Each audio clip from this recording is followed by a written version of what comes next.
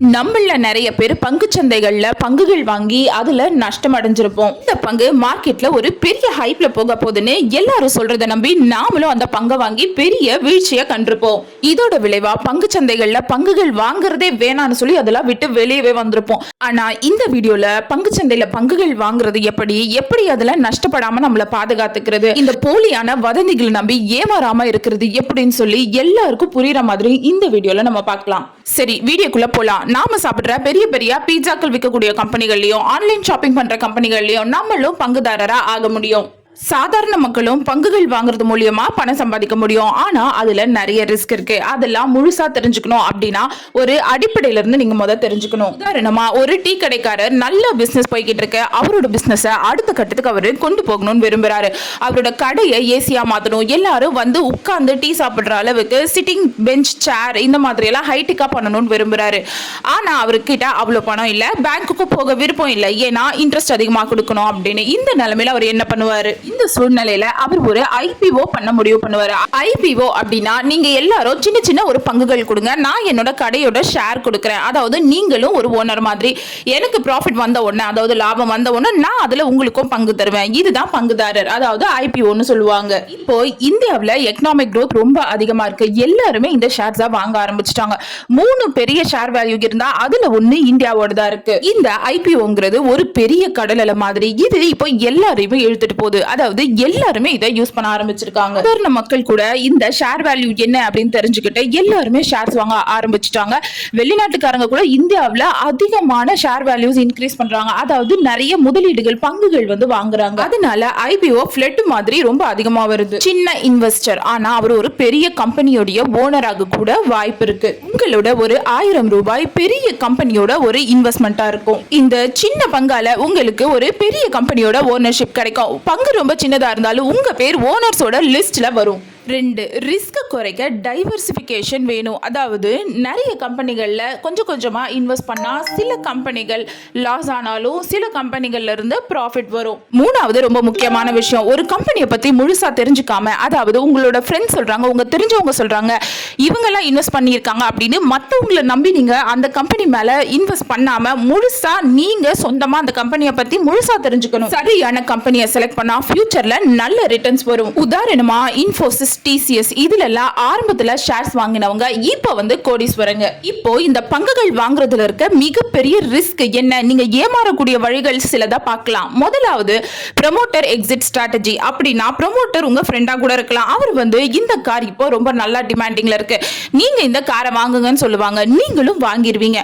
ஆனா வாங்கினதுக்கு அப்புறம் அவரு பழைய காரை வித்துட்டு புதுசா வாங்கிட்டு அவர் எக்ஸிட் ஆயிடுவாரு, வெளியேறிடுவாரு. இதுதான் ப்ரமோட்டர் எக்ஸிட் ஸ்ட்ராட்டஜின்னு சொல்லுவாங்க. இது மாதிரி நிறைய பேர் பாதிக்கப்பட்டிருக்காங்க. அதாவது அவங்க கூட இருக்கவங்களையே நம்பி, ஃப்ரெண்ட்ஸ், ரிலேட்டிவ்ஸ் இந்த மாதிரி நம்பி நிறைய பேர் ஏமாந்துருக்காங்க. 2வது ஸ்பெகுலேட்டிவ் ஃப்ரென்சி, ஹைப் அப்படின்னு சொல்லுவாங்க. அதாவது சோஷியல் மீடியால இப்போ இந்த ஷேர் 30 மடங்கு அதிகமாக போகுது, எல்லாரும் உடனே வாங்கிட்டா நல்லதுன்ற மாதிரி ஒரு இன்ஃபர்மேஷன் வரும். ஆனா உங்க கண் கூட பார்க்கும்போது அதுவும் ஹைக் ஆகிட்டே வரும், எல்லாரும் வாங்குவாங்க. அதே மாதிரி நீங்களும் அதை நம்பி வாங்கிடுவீங்க, இல்ல சைன் இன் பண்ணிடுவீங்க. ஆனா உடனே அதுக்கப்புறம் என்ன ஆகும்னா அந்த ஷேர் வேல்யூஸ் எல்லாம் டவுன் ஆக ஆரம்பிச்சிடும்.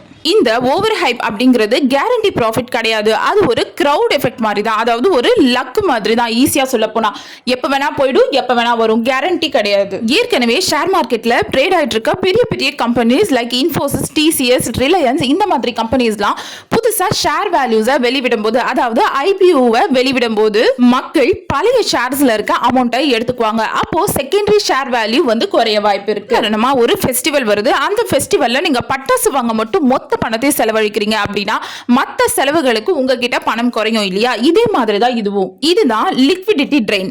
4வது பாத்தீங்கன்னா சென்டிமெண்டல் டேமேஜ். அதாவது இப்போ நீங்க ஒரு ஷேர் வாங்குறீங்க, அது டே 1லயே பயங்கரமான லாஸ் ஆயிடுது. அதுக்கப்புறம் என்ன நினைப்பீங்க, ஒரு 1 இயருக்கு நான் இந்த ஷேர் வேல்யூக்குள்ள போகவே கூடாது, வாங்கவே கூடாதுன்னு நினைப்பீங்க. இதுதான் பெரிய டேமேஜ். இதுதான் ட்ரஸ்ட் லாஸ். மார்க்கெட்டுக்கும் இதுதான் பெரிய டேமேஜ். இப்போ நாம இன்னொரு முக்கியமான விஷயத்தை தெரிஞ்சுக்கணும். ஷேர் மார்க்கெட்டுக்குன்னு தனியா ஒரு போலீஸ் இருக்காங்க. அதுதான் இதுதான் SEBI. இதுதான் securities and exchange board of India. இவங்களோட வேலை என்னன்னா, உதாரணமா இப்போ போலீஸ் இல்லைன்னா எல்லாரும் அவங்க இஷ்டத்துக்கு இருப்பாங்க, அவங்க இஷ்டத்துக்கு ரவுடிசம் பண்ணுவாங்க. ஆனா ஒரு போலீஸ் இருந்தா அதெல்லாம் கட்டுப்படும் இல்லையா? அதே மாதிரி தான் இங்க இந்த SEBI இல்லைன்னா மார்க்கெட் பிளேஸ்ல ஒரு கம்பெனிஸும் அவங்க இஷ்டத்துக்கு ஷேர் வேல்யூஸை ஏத்தி இறக்கி பயங்கரமான ஒரு பிரச்சனை ஆயிடும். சரி, இந்த SEBI என்ன பண்ணணும்னு பார்க்கலாம். கிளியர் இன்ஃபர்மேஷன், அதாவது அந்த டாக்குமெண்ட்ல, அதாவது நீங்க ஷேர் வாங்குற டாக்குமெண்ட்ல இருக்க இங்கிலீஷ் ஜார்டன் இல்லாம, அதாவது புரிஞ்சுக்க ரொம்ப சுலபமான வழிகள்ல, அதாவது ப்ராஃபிட் பத்தி மட்டும் இல்ல, அதுல இருக்க ரிஸ்க பத்தியும் தெளிவா உங்களுக்கு புரிய வைக்கும். இது பிரைசிங் டிசிப்ளின், அதாவது ஹைப்புக்காக அதிகமான ஷேர் பிரைஸ் ஃபிக்ஸ் பண்ண கூடாது, ஷேர் வேல்யூவா அதிகமா பிரைஸ் பண்ண கூடாது அப்படிங்கிறது தான். மூணாவதா இவங்க பண்ணக்கூடிய மிகப்பெரிய உதவி என்னன்னா, ப்ரமோட்டர்ஸ் இன்டென்ஷன், அதாவது இந்த ஷேர் வேல்யூ பணம் இருக்கு இல்லையா, இது வந்து உண்மையாவே கம்பெனியோட growth-க்கா இல்ல இந்த ப்ரமோட்டர்ஸோட பாக்கெட்க்கு போதா அப்படின்னு கண்டிப்பா இன்வெஸ்ட் பண்றவங்களுக்கு தெரியப்படுத்துவாங்க.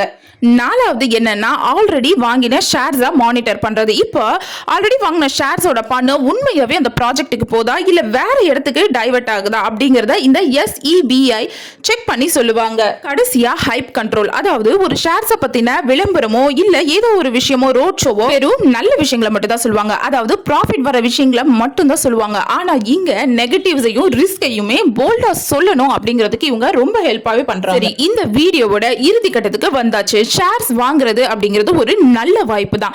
ஆனா இந்த ஷேர் வாங்குறது அப்படிங்கிறது லாட்டரி கிடையாது.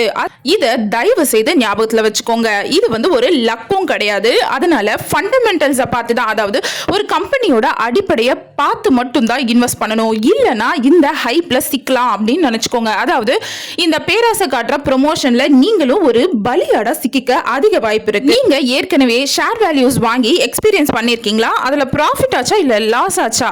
உங்களோட எக்ஸ்பீரியன்ஸை கண்டிப்பா கமெண்ட் பாக்ஸ்ல சொல்லுங்க. அது லாஸ் ஆகுற மத்தவங்களுக்கு ரொம்ப ஹெல்ப்ஃபுல்லா இருக்கும், இல்ல ஒரு அவேர்னஸா இருக்கும், கண்டிப்பா ரொம்ப உதவியா இருக்கும். அதனால கண்டிப்பா கமெண்ட் பாக்ஸ்ல சொல்லுங்க. இந்த வீடியோ உங்களுக்கு பிடிச்சிருக்கும்னு நாங்க நம்புறோம். அதனால கண்டிப்பா லைக் பண்ணுங்க அண்ட் இந்த வீடியோவை மத்தவங்களுக்கும் ஷேர் பண்ணீங்கன்னா அவங்களுக்கும் உதவியா இருக்கும். இந்த மாதிரி நிறைய விஷயங்கள் தெரிஞ்சுக்க நம்ம சேனலை சப்ஸ்கிரைப் பண்ணுங்க அண்ட் அடுத்தடுத்து வரக்கூடிய வீடியோஸ் உடனே பார்க்க பக்கத்துல இருக்க பெல் ஐக்கானையும் கிளிக் பண்ணிடுங்க. And good bye from golden mask.